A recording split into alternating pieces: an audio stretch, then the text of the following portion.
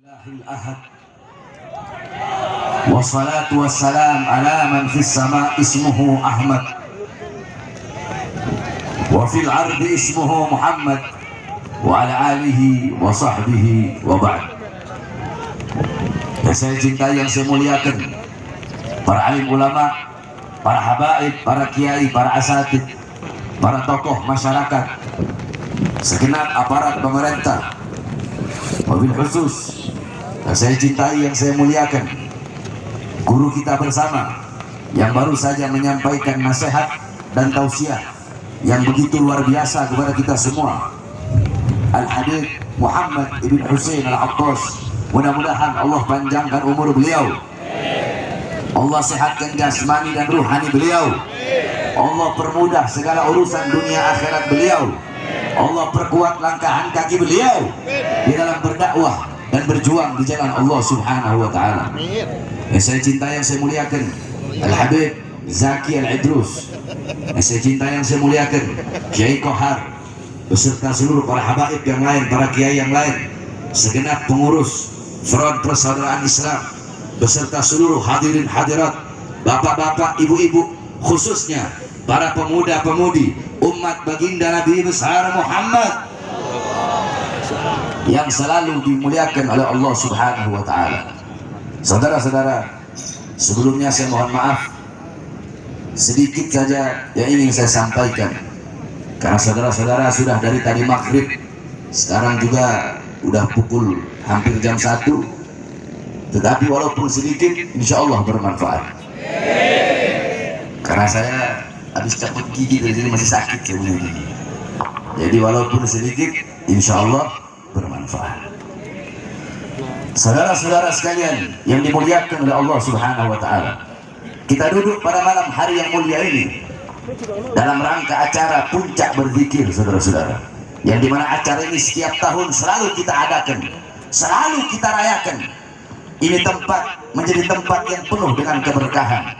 Ini tempat menjadi tempat turunnya rahmat, tempat turunnya kasih sayang, tempat turunnya maghfirah, tempat turunnya pengampunan.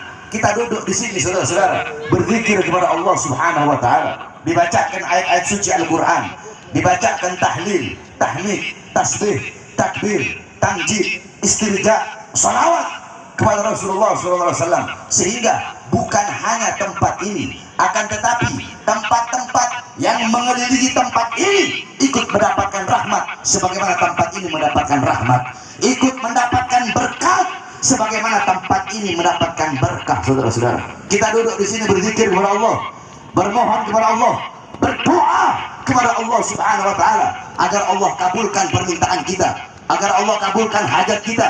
Kita berdoa untuk bangsa, kita berdoa untuk negara, kita berdoa untuk Indonesia agar Allah berikan keselamatan, agar Allah berikan keamanan, agar Allah berikan kesejahteraan. Saudara-saudara, ini acara-acara seperti ini, harusnya acara seperti ini didukung oleh pemerintah, saudara-saudara, didukung oleh aparat, didukung oleh para pejabat, bukan malah acara-acara berzikir seperti ini malah dipersulit, saudara-saudara. Pejabat, kalau ada pejabat aparat pemerintah yang mempersulit acara zikir, siapapun yang mengadakan acara zikir tersebut, mempersulit acara sholawat, siapapun yang mengadakan acara sholawat tersebut, itu pemerintah goblok, itu pejabat goblok, itu aparat goblok, saudara-saudara. Hadirin sekalian yang dimuliakan oleh Allah, atau mungkin zikir merusak konsentrasi mereka.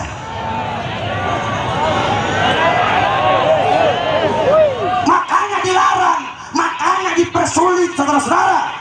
Mungkin zikir merusak pikirannya, merusak otaknya, merusak konsentrasinya. Padahal harusnya zikir yusaffiz dzihna. Zikir itu bisa menjernihkan otak, menjernihkan pikiran, memperbagus konsentrasi, memperbagus fokus. Kalau ada orang yang konsentrasinya rusak dengan zikir, dengan la ilaha illallah, alhamdulillah, masya Allah, orang goblok jadi menteri kok tolol.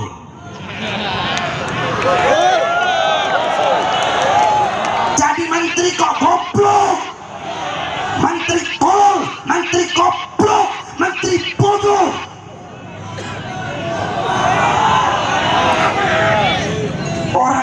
berzikir kok merusak konsentrasi. Mungkin antek-anteknya kali kalau ada orang yang mempersulit acara puncak berzikir, mungkin antek-anteknya menteri goblok itu. Menteri siapa? Yakut. Menteri siapa? Yakut. Iya tahu, goblok tahu. Siapa? Yakut. Siapa? Yakut. Saudara-saudara, iblis, syaitan, iblis itu kalau mau merusak, mengganggu, menggoda manusia dengan zikir, konsentrasi iblis rusak. Konsentrasinya rusak, langsung hilang, langsung lupa. Siapa namanya dia? Oh, saya lupa, kata iblis. Saya lupa karena saya habis dengar zikir tadi, kata iblis, makanya saya lupa. Jadi saya tanya semua, jawab yang keras. Kalau ada yang terganggu pikirannya, terganggu otaknya, terganggu konsentrasinya dengan zikir, dengan tahlil, tahmid, tasbih, takbir, tamjid, berarti siapa? Siapa? Siapa? Kalau ada pejabat yang terganggu dengan zikir, yang rusak konsentrasinya karena zikir, berarti pejabat apa? Pejabat apa? Menteri apa? Menteri apa? Iblis, saudara-saudara. Bukankah qala Rasul sallallahu alaihi wasallam, ahabbul kalam ila Allah arba, la ilaha illallah, subhanallah walhamdulillah, subhanallah walhamdulillah, wa la ilaha illallah, wallahu akbar. Kalimat yang paling dicintai oleh Allah ada 4 kalimat, saudara-saudara. Dan engkau bisa memulai, bisa mendahulukan yang mana saya dari 4 kalimat ini. Apa itu? Subhanallah, subhanallah, kemudian alhamdulillah, kemudian la ilaha illallah, kemudian Allahu akbar. Ini adalah kalimat yang paling dicintai oleh Allah Subhanahu wa taala. Sampai-sampai qala Rasul sallallahu alaihi wasallam, ala unabbi'ukum khairu a'malikum, ingatlah, ketahuilah, akan aku terangkan, akan aku jelaskan, akan aku beritahukan kepada kalian apa amal kalian yang paling baik, amal kalian yang paling bagus, amal yang dimana itu adalah perilaku kalian yang sangat jernih, amal yang lebih utama, yang lebih baik daripada kalian mengeluarkan emas dan perak kalian, yang lebih baik daripada kalian bertemu dengan musuh, kemudian kalian memukul leher musuh tersebut dengan pedang, atau musuh tersebut memukul leher kalian dengan pedang, maka amal ini lebih baik. Apa kata Rasulullah? Yaitu mengingat Allah, berzikir kepada Allah Subhanahu wa taala. Itu amal yang paling baik, amal yang paling bagus, saudara-saudara. Saudara-saudara, kita duduk berzikir, kita mengingat, bukan hanya mengingat Allah, tapi kita mengingat Rasulullah. Tadi para ulama, para habaib, para kiai, beliau menjelaskan tentang bagaimana apa Nabi Muhammad SAW diceritakan bagaimana orang-orang soleh. Dari setiap ceramah pasti dibawakan kisah Nabi Muhammad sedikit, dibawakan kisah orang-orang soleh sedikit. Qala Rasul sallallahu alaihi wasallam, zikrul anbiya ibadah, zikrul sholihin kafarah, zikrul maut sadaqah, zikrul qabr yuqarribukum ilal jannah. Apa kata Rasulullah? Kata Rasulullah SAW, mengingat para nabi, mengingat para rasul itu adalah ibadah.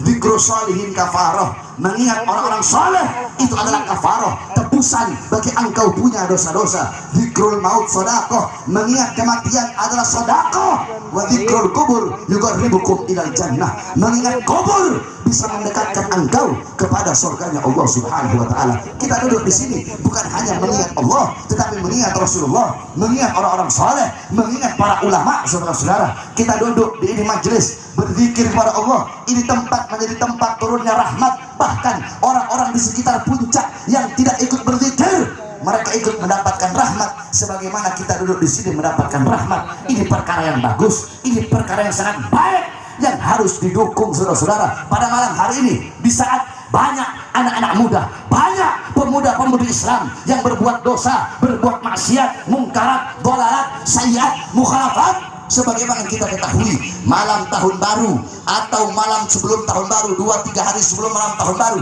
bukan hanya di puncak, di Jakarta, di mana-mana, bahkan di kampung-kampung, di desa-desa, saudara-saudara, berapa banyak para pemuda-pemudi Islam yang merayakan malam tahun baru tersebut dengan berbuat dosa. Mereka mabok-mabokan di situ, mereka berjudi di situ, mereka melacur di situ, mereka peluk-pelukan, mereka ciuman, mereka berzina. Kondom di mana-mana ditemukan pada pesta-pesta perayaan malam tahun baru. Saudara-saudara sekalian yang dimuliakan oleh Allah Subhanahu wa taala, memang benar shadaqar Rasul sallallahu alaihi wasallam. Memang benar apa yang disampaikan oleh baginda Nabi besar Muhammad 1400 tahun yang lalu. Nabi Muhammad sudah mengetahui bagaimana keadaan umatnya nanti kelak di akhir zaman. Apa kata Rasulullah? Qala Rasul sallallahu alaihi wasallam, la tattabi'unna sanana aw sunana alladziina min qablikum shibran bi shibrin wa dhira'an bi dhira'in hatta law dakhalu fi hujri ad-dab lattaba'tumuhum. Qulna ya Rasulullah al-yahud wan nasara. Qala faman.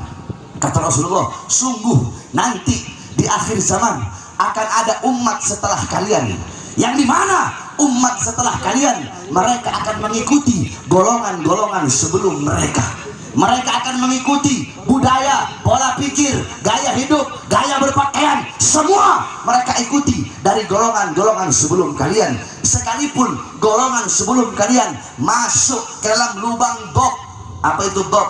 Dob itu binatang kadal sejenis biawak, cuma bukan biawak. Kalau biawak itu warrol, kalau dob itu adalah sejenis biawak, cuma dia lebih kecil dari biawak. Kalau biawak warnanya coklat, kalau dob warnanya kuning. Kalau biawak ekornya licin, kalau dob ekornya ada duri-durinya. Kalau biawak hukumnya haram, kalau dob itu hukumnya halal. Karena ada takrir dari Nabi Muhammad ketika Rasulullah melihat para sahabat memakan dob, Rasulullah diamnya Rasulullah itu takrir yang bermakna halal, saudara-saudara. Nah, itu kenapa para ulama ahli hadis mereka mengatakan kenapa Rasulullah mengumpamakan masuk ke dalam lubang dob. Karena binatang dob kalau bikin lubang itu sangat sulit, lubangnya belok-belok ke kanan, ke kiri, ke dalam, naik lagi ke atas. Maka karena begitu sulit lubang tersebut, sehingga Rasulullah mengumpamakan seperti lubang dob. Jadi seperti apapun, bagaimanapun perilaku, perbuatan, ucapan, semua dari golongan-golongan sebelum mereka, umat setelah kalian di akhir zaman akan mengikuti golongan-golongan dan kelompok tersebut. Kemudian para sahabat berkata, ya Rasulullah, apakah kelompok, apakah golongan yang diikuti itu adalah orang-orang Yahudi, adalah orang-orang Nasrani yang nanti umat setelah kami mengikutinya? Kul apa qala Rasul faman. Kata Rasulullah, siapa lagi kalau bukan orang-orang Yahudi? Siapa lagi kalau bukan orang-orang Nasrani?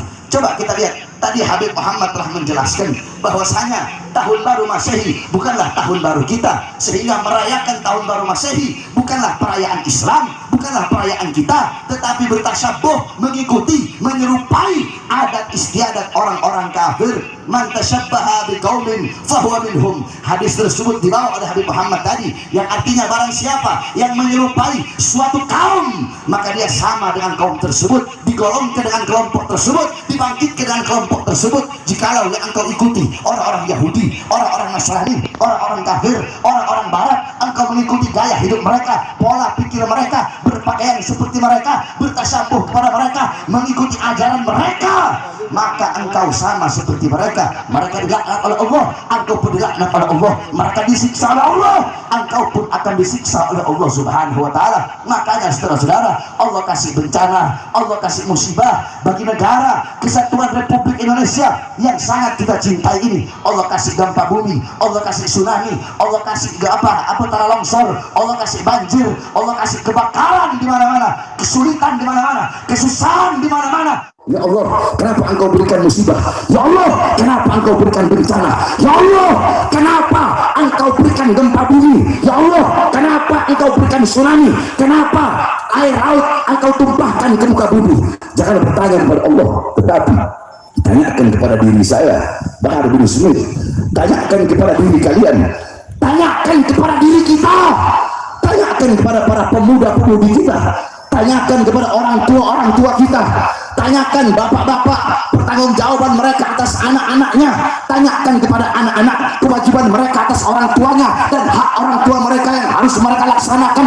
Tanyakan kepada para ustadz, para tokoh-tokoh agama, tanyakan kepada para ustadznya, kiainya, para habibnya, tanyakan kepada guru-guru agama, tanyakan kepada para pemimpin-pemimpin pondok pesantren, tanyakan kepada para penghafal Al-Quran, tanyakan kepada para pejabat, tanyakan kepada para aparat, tanyakan kepada RT, RW, lurah, camat, bupati, wali kota, menteri, presiden, tanyakan kepada mereka, para pejabat, para aparat, dan diri kita sebagai umat, perbuatan dosa apa, perbuatan maksiat apa yang kita lakukan sehingga mengundang bencana, bala dan musibah dari Allah bagi bangsa, negara, dan rakyat Indonesia.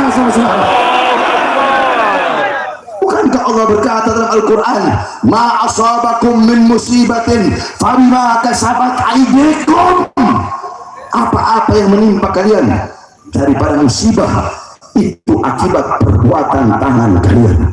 Oleh karenanya cukup saudara-saudara, kembali kita kepada Allah pada malam hari ini. Di saat banyak hamba-hamba berbuat dosa, berbuat maksiat yang mengundang bencana dan bala, maka kita duduk di ini majelis berzikir kepada Allah. Zikir itulah, doa itulah yang menunda, yang menjadi benteng pertahanan untuk menangkis segala macam bencana dan musibah, sehingga acara-acara zikir seperti ini wajib dan harus didukung oleh pemerintah, pejabat, dan para aparatnya, daripada mereka mendukung dan membiarkan perbuatan dosa, perbuatan maksiat, acara-acara tidak jelas pada malam tahun baru yang bisa mengundang bencana dan bala dari Allah Subhanahu wa Ta'ala. Saudara-saudara, alhamdulillah pada malam hari ini saya bisa duduk di sini karena terakhir saya di sini kalau nggak salah tahun 2017, saudara-saudara. 2017 acaranya di sana kalau nggak salah. Tahun kemarin saya nggak sempat datang, nggak sempat hadir karena saya pergi ke Bandung untuk menjalani pemeriksaan. Alhamdulillah sekitar 3-4 bulan yang lalu saya bebas. Saudara-saudara sekalian yang dimuliakan oleh Allah, di dalam menegakkan kebenaran, di dalam menyampaikan kebenaran, tidak ada kata kapok dari berbagai bahar bin Ali bin Smith. Tidak ada kata capek, tidak ada kata kapok, tidak ada kata lelah di dalam memperjuangkan kebenaran, di dalam menegakkan keadilan.